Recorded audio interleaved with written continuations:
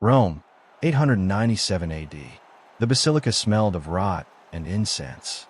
Pope Stephen VI stood before a throne, but the man sitting in it had been dead for 7 months.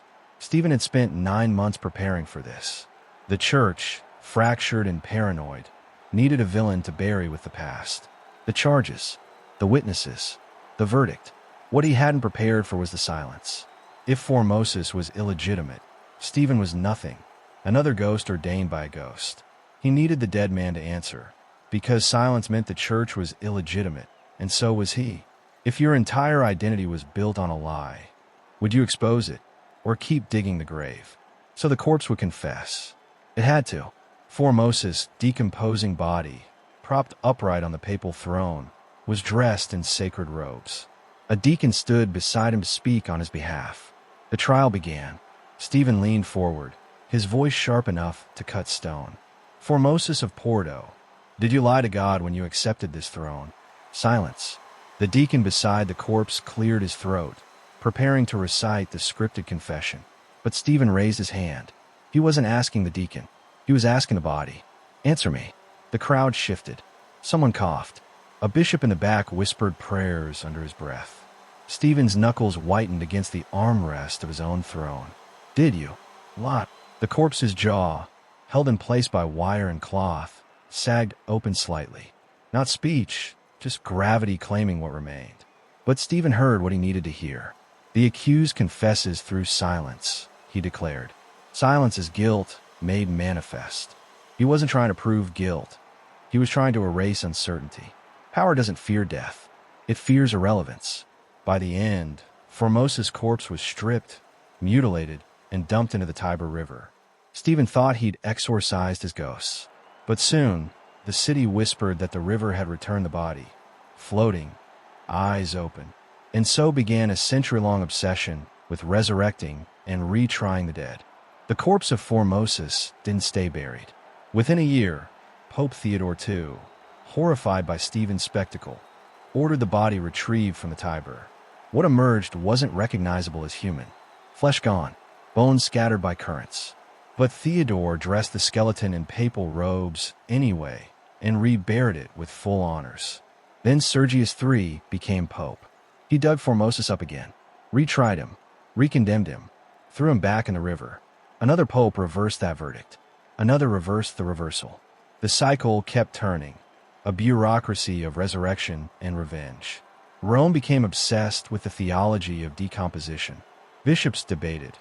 If a pope's body rots in holy ground, does that validate his papacy? If it's thrown in a river, does God intervene? Does flesh decay faster when ordained by fraud? Questions that should have been absurd became doctrine. Each new pontiff needed the last one to be wrong, because if they weren't, the entire chain of divine authority collapsed. The corpses kept multiplying because the living couldn't afford the truth. If your belief system started contradicting itself, would you question it, or rewrite the past until it fits? Even the people began to echo the madness. In 903, a merchant named Giovanni was banned from the forum for selling wheat to a family whose grandfather had testified for Formosus 8 years earlier. The grandfather was dead. The wheat was needed. The ban stood anyway. Families destroyed portraits. Priests whispered sermons about purifying the air, as though belief itself could rot. It wasn't justice. It was identity maintenance. By the end of the century, the Cadaver Synod wasn't even shocking anymore. It was policy. And the question haunting the Vatican wasn't who is guilty. It was who gets to decide what truth smells like when it's been in the river for 6 years. History doesn't repeat itself. It decomposes in patterns. France, 1807. Napoleon Bonaparte had conquered Europe. He'd rewritten borders, crowned himself emperor, made kings tremble. So when his advisors suggested a celebratory rabbit hunt, he agreed. How could rabbits possibly matter? 3,000 were released. But Napoleon's staff had made a crucial error. They'd ordered domestic rabbits instead of wild ones. Wild rabbits flee from humans. Domestic rabbits have been bred for generations to associate humans with food. The moment the cages opened, 3,000 rabbits saw Napoleon and charged toward dinner. Napoleon raised his sword, the same sword that had pointed at Moscow, at Cairo, at the crowned heads of Europe. The rabbits ignored it entirely. They charged. They swarmed. They ignored.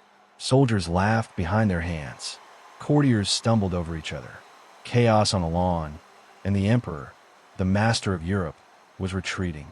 Napoleon retreated to his carriage. Inside, he gripped the armrests so tightly the wood cracked. His aide later wrote that the emperor didn't speak for 3 hours, unusual for a man who dictated orders while riding through cannon fire. The rabbits followed the carriage for half a mile, a conqueror reduced to dodging hares. What would you sacrifice to avoid looking ridiculous in front of people who fear you? Napoleon's humiliation mirrors Rome's papal absurdities. An empire can survive battles and treaties, but not its own failure to anticipate the ridiculous. Every conqueror has a rabbit moment coming. The only question is whether anyone's watching when it arrives. Strasbourg, 1518.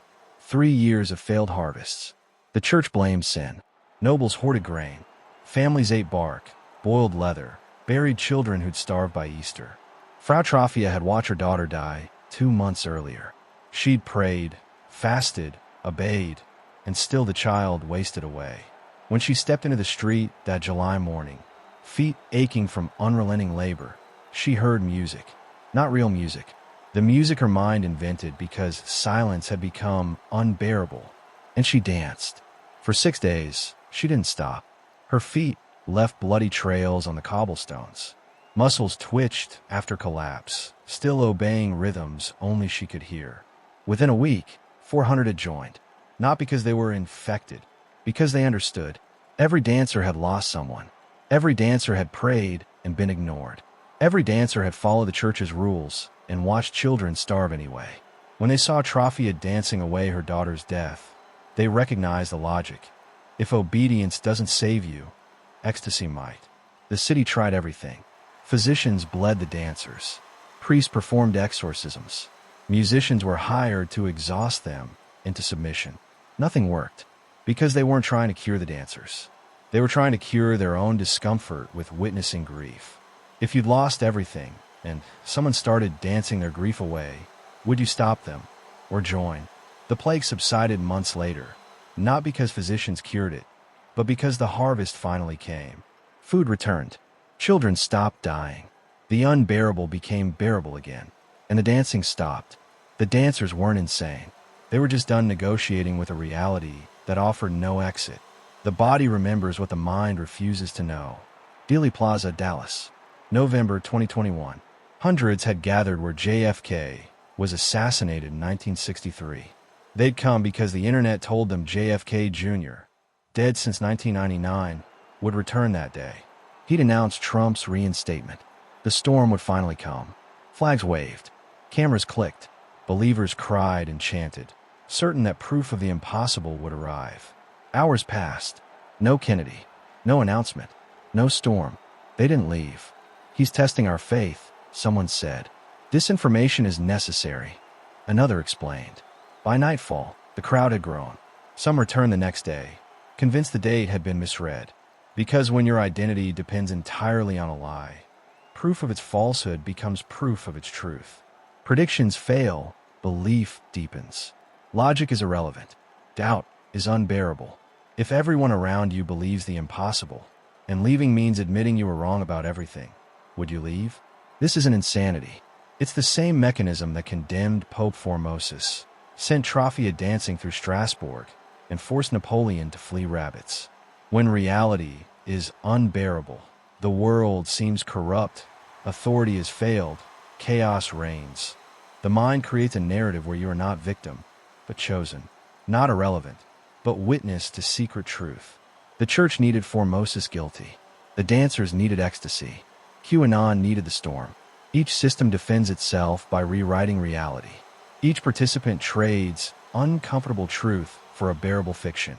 Some believers are still waiting in Dallas, years later, because the alternative, admitting they were wrong, that chaos is just chaos, is more unbearable than waiting forever. History doesn't repeat. It decomposes in patterns. Corpses are tried, feet bleed, and the dead return in our imagination. The only question, which unbearable reality are you constructing bearable fictions to escape? Humans have always danced with absurdity. A pope tried a corpse in court. An emperor fled from domestic rabbits. A Strasbourg woman danced until her muscles failed. Believers waited for the dead to return in Dallas. Different centuries, different circumstances, same pattern. Unbearable reality triggers the mind to create a bearable fiction. Authority fails, chaos rules, grief or powerlessness mounts, and the psyche constructs a narrative where someone, somewhere, is still in control. Proof no longer matters. Identity depends on belief. Sometimes it's public, a pope's corpse, 1,000 dancing feet, a crowd on Dealey Plaza. Sometimes it's private, Napoleon's pride, the individual mind rationalizing the impossible. But always the mechanism is the same. Unbearable reality meets adaptive delusion, and the world accommodates it. Cities, crowds, social networks, they become mirrors, amplifying the illusion. The absurd, when shared, becomes almost credible. Which raises a question for you. When reality feels intolerable, what narratives are you accepting or creating to survive it? Which fictions are shaping your perception of control, power, or meaning? History doesn't repeat, but patterns persist. And in recognizing them, we have a choice. Participate blindly, watch in fascination, or step back and see the machinery of belief for what it truly is.